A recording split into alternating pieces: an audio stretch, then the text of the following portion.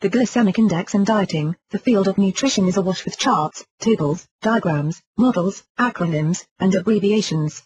More than the average person can memorize. As such, one often comes across someone who is simply burnt out trying to keep track of how much to eat, when to eat it, how to find the calories from fat, the RDI, the DV, and so on. There is an overkill of useful information within the nutrition field, and it can ironically provoke one to grow weary and exhausted, tune out, and go grab a fast food burger. Yet every once in a while, a concept within the nutrition field emerges that truly demands attention. Over a decade ago, the USDA's food pyramid was one such concept because it helped eaters discover how many gaps existed in their typical daily diet. Now, as the food pyramid begins to take a new shape, and as the nutrition field works to establish itself as the most important branch of healthcare in the 21st century, an invention called the glycemic index is taking center stage. The glycemic index, GI, is not new. It has been around for more than 2 decades.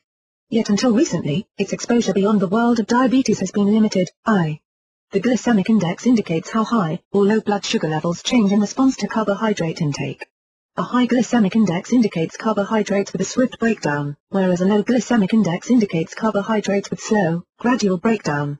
Both terms are of equal importance to diabetics, because there are times with high glycemic index foods are required, and times where low glycemic index foods are required. Indeed, the glycemic index itself is not new, but its application far beyond the borders of a diabetic dialogue is notable. Especially for dieters.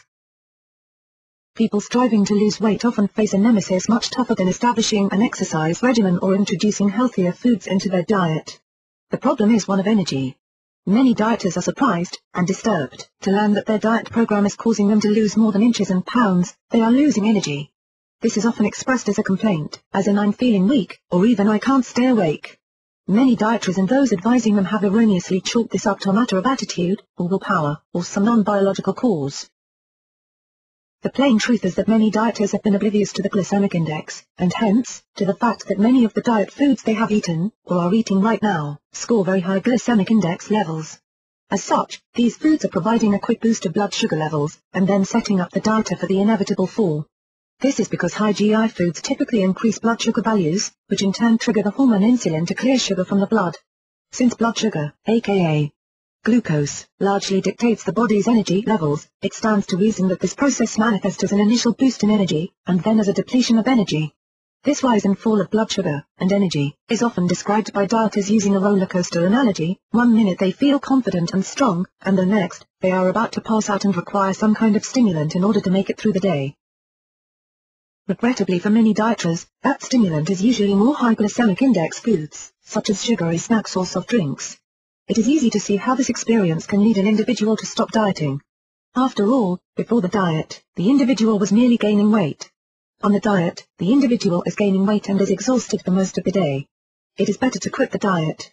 The above scenario only takes place, however, when a dieter unwittingly eats high glycemic index foods. Research has shown that low glycemic index foods, which raise blood sugar levels much more gradually than high glycemic index foods, are very helpful for dieters.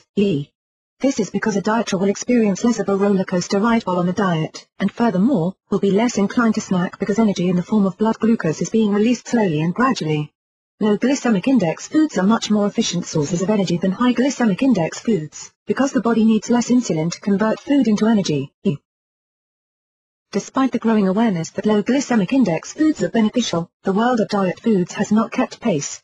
This is because many manufacturers are searching frantically to find low glycemic index carbohydrate sources for their products, and overlooking a basic, simple fact: the lowest possible glycemic index is no carbohydrates at all. These zero-carbohydrate, zero-sugar nutritional supplements, which are quite rare in the market, do not deliver any sugar to the bloodstream. As a result, dieters do not have to worry about riding the roller coaster of energy spikes and pitfalls. Yet there is an even greater benefit for dieters who choose a zero-sugar nutritional supplement. If that low glycemic index nutritional supplement is rich in complete protein, then it will act as a sort of antidote to high GI foods by helping to combat their adverse consequences. For example, a dieter who eats a high glycemic index candy car can mitigate the roller coaster spike in blood sugar levels by eating a nutritional supplement that has very low glycemic index and has a rich source of complete protein. This is because the protein in the nutritional supplement mixes with the high glycemic index of the candy bar, and effectively lowers the overall glycemic index. This is welcome news to dieters who would otherwise be seeing those extra carbohydrates transformed by insulin into triglycerides, and stored in adipose tissue, also known as body fat. Currently, only a handful of nutritional supplements are designed to offer zero carbohydrates and thus score as low as possible on the glycemic index. And of these zero carbohydrate products, even fewer offer a rich source of complete protein that effectively helps counter the blood sugar spike impact of high glycemic index foods. It is inspiring to note that glycemic index is getting some well-deserved attention from outside the diabetic community, where it has helped millions of people eat wisely. Now, dieters and obese people can enjoy the wisdom that this index promotes.